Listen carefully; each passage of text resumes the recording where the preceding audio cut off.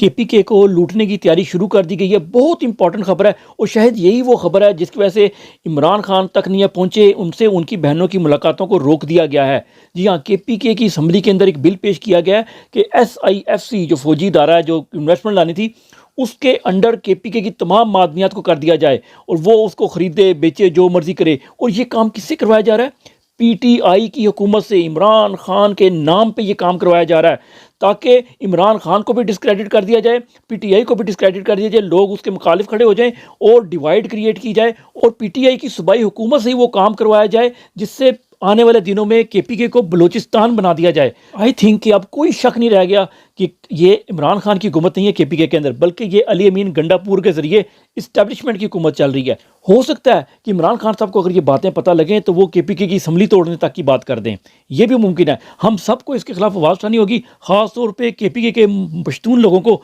अपने हक के लिए निकलना होगा अपने सूबे के अंदर भी।